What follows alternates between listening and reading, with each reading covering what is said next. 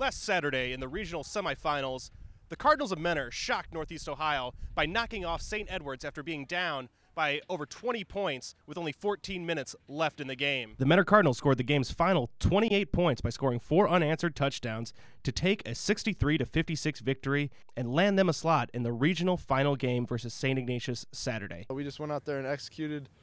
Defense came up big in the fourth quarter, and the offense we just did our thing down the stretch, and it was a lot of fun to come back and score those 28 unanswered points. It was a lot of fun, very memorable.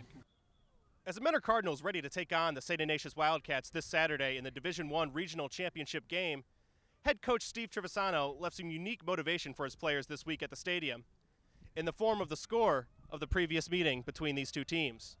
Will this provide adequate motivation for his players, or will it merely be foreshadowing of the game on Saturday?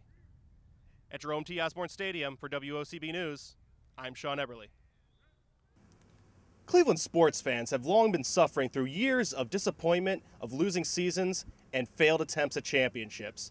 Now this failure and frustration has become too much for some to handle. They call it the Cleveland Syndrome, a medical phenomenon that seems to cause Cleveland sports fans to suddenly and inexplicably commit suicide. In all of my years as a medical professional, I have never, ever seen a phenomenon like this. With the Cleveland Browns currently sitting at 1 win and a new owner taking over the team, a young rebuilding Cavaliers team, and an Indians team that seems to be destined for failure every season with this bumbling ownership, it is unlikely that the Cleveland Syndrome will end anytime soon. For OCB News, I'm Shaun Eberle.